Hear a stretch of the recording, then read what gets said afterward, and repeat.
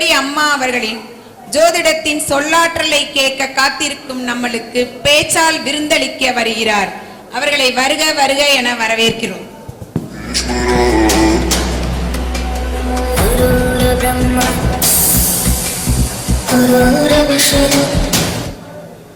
அனைவருக்கும் உற்சாகமான இனிய வணக்கம். அதாவது எல்லாரும் ஜோதிடம் கத்துக்கிட்டதுக்கு பல காரணம் இருக்கலாம், பல சூழ்நிலைகள் இருக்கலாம். நான் ஜோதிடம் கற்றுக்கொண்டதற்கு ஒரே ஒரு காரணம் எனது குருநாதர் சத்குரு ஸ்ரீவலராஜன் ஐயா அவர்கள் என்பதை நான் மிக பெருமையுடன் கூறிக்கொள்கிறேன். ஜஸ்ட் ஜோதிடம் பார்க்க வந்த எனக்கு நீ ஜோதிடம் படிமா, நீ ஒரு ஜோதிட ஆசிரியர் அப்படின்னு சொல்லிட்டு எனக்கு ஜோதிடம் கற்பதற்கு முன்னாடியே ஜோதிட ஆசிரியர் என்ற பட்டம் கொடுத்த பெருமை மிக்க குருநாதர் சத்குரு ஸ்ரீவலராஜன் அவர்கிட்ட படிக்கிற எல்லாத்துக்குமே அவர் சொல்றது என்ன அப்படின்னா, எல்லாரும் ஒரு ஜோதிடரை உருவாக்க வேண்டும் அப்படின்னு சொல்லுவார். ஜோதிடம் படிச்சுட்டு வெறும் பலன் சொல்லிட்டு அப்படியே இருக்கக்கூடாது. நாம் கற்ற கல்வி நாம் மற்றவருக்கு கற்றுக் கொடுக்க வேண்டும் அப்படிங்கிற ஒரு விதத்துலதான் அவருடைய கற்பித்தலே இருக்கும். அவருடைய கற்பித்தல் அப்படிங்கிறது ஒரு ஜோதிட மாணவரை ஆசிரியராக உருவாக்கும் ஒரு கற்பிதமாகவே நான் கற்றுக்கொண்டேன். அவருக்கு என் பாதம் பணிந்த நன்றிகள். இந்த மேடையில் எனக்கு பேச வாய்ப்பு கொடுத்த அவருக்கு எனது இனிய நன்றிகள். அதாவது ஜோதிடத்துல பாத்தீங்கன்னா பல பிரிவுகள் இருக்கு. அந்த பல பிரிவுகள், அதாவது பொதுவா எல்லாரும் சொல்லுவாங்க ஜோதிடம் அப்படிங்கிறது ஒரு கடல் மாதிரி, அந்த கடல் கடைசி வரைக்கும் நீந்த முடியாது, அதுல கடை கண்டவர் இல்லை அப்படின்னு. என் குருநாதர் சொன்னது ஜோதிடம் என்பது ஒரு பனித்துளி போல, ஒரு சிறு துளி போல நினைச்சிட்டு நாம கத்துக்கிட்டோம் அப்படின்னா அந்த சிறு துளி பனித்துளி நம்மளை மிக சிறப்பாக உருவாக்கும். அப்ப ஜோதிடத்தில் இருக்கக்கூடிய ஒரு நிறைய பிரிவுகள் இருக்கு. அந்த பிரிவுகள்ல நான் மிகவும் நேசித்த ஒரு பிரிவு அப்படின்னு பாத்தீங்கன்னா மருத்துவ ஜோதிடம். இப்ப ஏன் மருத்துவ ஜோதிடம் அப்படிங்கிறது, இப்ப மருத்துவம் அப்படின்னு பாத்தீங்கன்னாவே ஒரு மெடிக்கல் அப்படின்னு ஃபீல்டுல பாத்தீங்க அப்படின்னாவே ஒருத்தருக்கு என்ன நோய் வரும் அப்படின்ட்டு ஒரு சின்ன ஒரு ஃபீவர்னு போனாவே 3 நாளைக்கு அப்புறம் ஒரு ஃபீவர் வந்ததுன்னா உடனே வைரல் ஃபீவர், வைரல் டெஸ்ட் எடுங்க, அதுக்கப்புறம் போயிட்டு அதுக்கு இந்த ஸ்கேன் எடுங்க, அந்த ஸ்கேன் எடுங்க. பட் அதெல்லாம் தேவையே இல்லை. நம்மளுடைய ஜாதக கட்டத்தில் கிரகங்கள் எங்கு எந்த பாவத்தில் எப்படி அமர்ந்திருக்கிறதோ அதை பொறுத்து ஒருவருடைய ஜாதகத்தை வைத்து அவருக்கு என்ன பிரச்சனை அப்படிங்கிறத துல்லியமா சொல்ல முடியும். அதாவது ஜோதிடத்தில் பாத்தீங்க அப்படின்னா எல்லாருக்குமே தெரியும் பாவகாரகங்கள், கிரக காரகங்கள். அந்த பாவகாரகங்களையும் கிரக காரங்களையும் நாம எந்த அளவுக்கு உள்வாங்கி நாம பலன் சொல்றோமோ அந்த இடத்துல பலன் மிக துல்லியமாக இருக்கும். நான் மெடிக்கல் அஸ்ட்ராலஜில பாத்தீங்க அப்படின்னா நிறைய கிளாஸஸ் எடுத்திருக்கேன். அந்த மெடிக்கல் அஸ்ட்ராலஜில இந்த அந்தரத்துல, இந்த சூட்சமத்துல இந்த நோய் உங்களுக்கு வரும், நீங்க டக்குன்னு போய் ஹாஸ்பிட்டல் போய் பாருங்க அப்படின்னு சொல்லுவேன். அப்படி பல வெற்றிகளை நான் கண்டுள்ளேன். அந்த வெற்றிகள் அனைத்தும் எனது வெற்றி அல்ல, எனது குருநாதர் எனக்கு சொல்லி கொடுத்த அந்த வெற்றிகள் அவருக்கே சமர்ப்பணம். அதாவது என்கிட்ட ஒரு ஜாதகம் வந்தது. என்ன அப்படின்னா, அவங்களுக்கு புதன் திசையில எனக்கு கால் பண்ணி ஒரு அப்பாயின்மெண்ட் வாங்கி பாக்குறாங்க. அவங்க ஜாதகத்தை எடுத்த உடனே நான் சொன்னேன், உங்களுக்கு ருமாட்டிக் இது பிரச்சனையா இருக்கும். அப்ப என்னன்னா உங்களால நடக்கவே முடியாது. சோ தட் அந்த பிரச்சனை இருக்கும், அதுக்குண்டான ட்ரீட்மெண்ட்டை நீங்க பாருங்க அப்படின்னு சொன்னேன். அப்ப அவங்க என்கிட்ட சொன்னது என்ன அப்படின்னா, எனக்கு நான் நேத்து தான் இந்த மாதிரி ரொம்ப கை கால் எல்லாம் வலிக்குதுன்னு சொல்லிட்டு டாக்டர் கிட்ட போயிருந்தேன். அவங்க பல டெஸ்ட் எடுத்துட்டு இதுதான் சொன்னாங்க, இது எப்படி கியூர் ஆகுமா ஆகாதான்னு கேட்டேன். அவங்களுக்கு நடக்கிறது புதன் திசை, புதன் சனி பகவான் சாரத்தில். அவரே போய் லக்னோ பரட்சத்தாதிபதியா இருந்து தொடர்புகள் வழியாக 3, 6, 9, 12 அந்த சனி பகவான் நின்ற நட்சத்திரம் 6, 12. அப்ப நான் சொன்னது என்னன்னா, நீங்க கண்டிப்பா பெட்ரிடன் ஆயிடுவீங்க, அதற்குண்டான மனநிலையை நீங்க பாத்துக்கோங்க அப்படின்னு சொன்னேன். அதுக்கப்புறம் ஒரு 6 மாதம் கழிச்சு போன் பண்ணாங்க. கண்டிப்பா அதே மாதிரிதான் இப்ப நான் படுத்த படுக்கையா இருக்கேன். அப்படி இது எதுக்கு இங்க சொல்றேன் அப்படின்னா, அவங்களுக்கு அந்த ஒரு விஷயத்தை நாம சொல்லிட்டோம்னா அவங்க முடிக்கக்கூடிய வேலைகளை அவர்கள் முடித்து விடுவார்கள் அப்படிங்கிற ஒரு விஷயம் தான். அப்ப மெடிக்கல் அஸ்ட்ராலஜில இந்த அளவுக்கு துல்லியமாக சொல்ல முடியும். அதுக்கு என்ன ஒரு அனுபவம், புரியுதுங்களா? அப்ப நாம கற்றுக்கொண்ட வித்தையை நாம புக் எடுத்து படிச்சுட்டு சொல்லவே முடியாது. என் குருநாதர் ஸ்ரீவலராஜன் ஐயா சொல்லுவாங்க, நீங்க எவ்வளவுதான் படிச்சாலும், எத்தனை புத்தகத்தை படித்தாலும் பலன் கேட்கும் போது புக்கை பார்த்து சொல்ல முடியாது. அந்த பலன் நாம சொல்லி கொடுக்கிற உயிரில் பதிய வேண்டும். அவர் சொல்லி கொடுக்கிற ஒரு வார்த்தை என்னன்னா, இங்க நான் யாருக்கும் நான் ஜோதிடத்தை அவர்களுடைய உயிருக்கு நான் ஜோதிடத்தை கற்றுக் கொடுக்கிறேன்.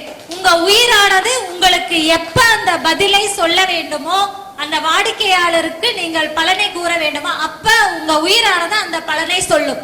இவ்வளவு நாள் நான் ஒரு ஜாதகம் எடுத்து பாக்குறேன் அப்படின்னா, நான் என்னுடைய குருநாதரை மனசுல நினைச்சிட்டு தான் பார்ப்பேன். இதுவரைக்கும் நான் எந்த இடத்துலயும் தவறு செய்யல.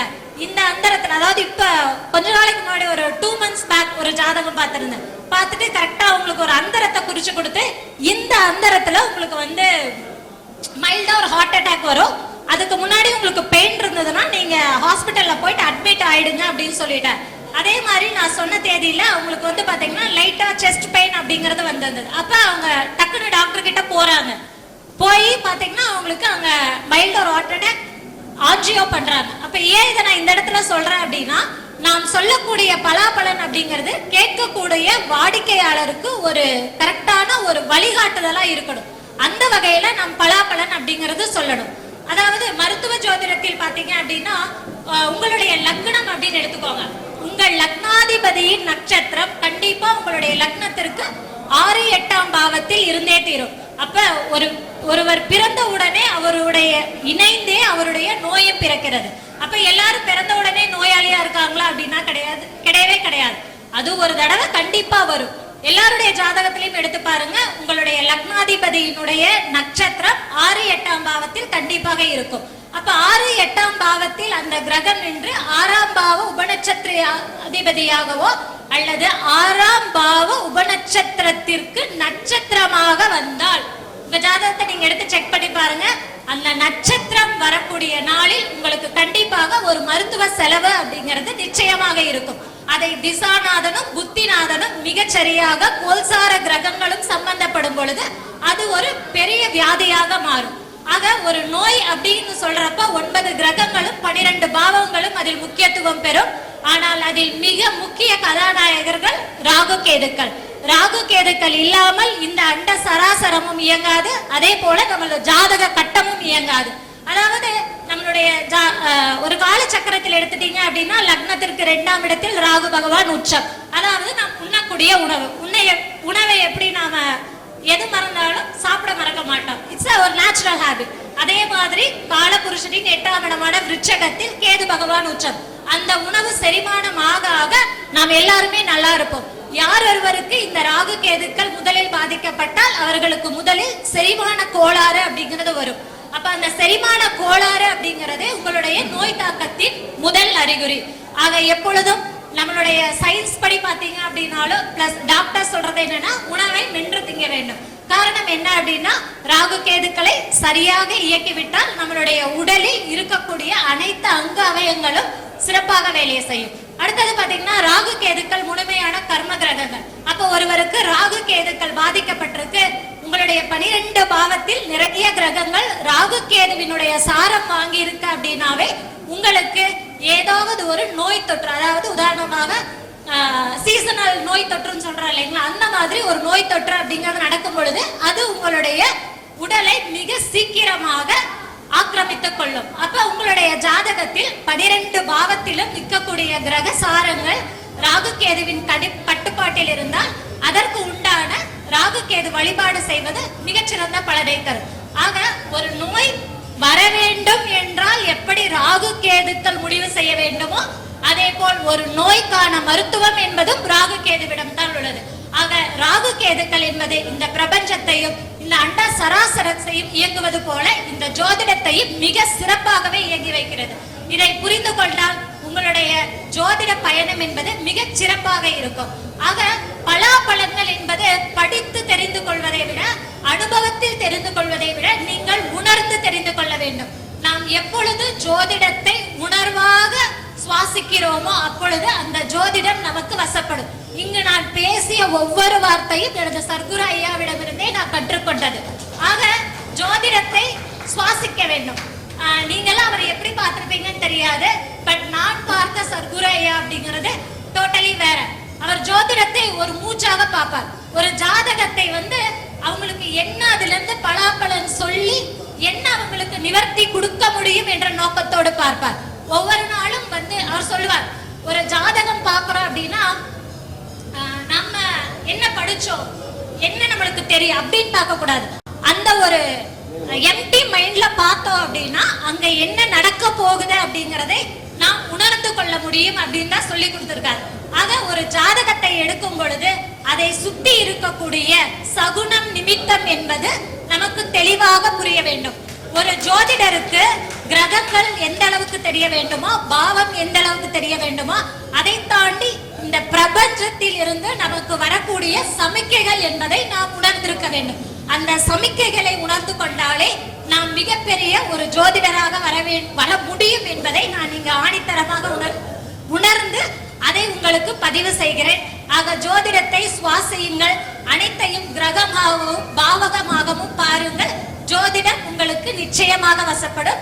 இந்த வாய்ப்பை கொடுத்த சர்க்குரு ஸ்ரீவலராஜன் ஐயா அவர்களுக்கு எனது பாதம் பணிந்த நன்றிகள். எனது வாழ்க்கையில் எனது அனைத்து சந்தோஷத்திலும் அனைத்து துக்கங்களிலும் எனக்கு அனைத்து ஆதரவாக இருக்கும் எனது ஆரியர் கணவர் அவர்களுக்கு எனது நன்றிகளை இந்த மேடையில் தெரிவித்துக் கொள்கிறேன். நன்றி, வணக்கம்.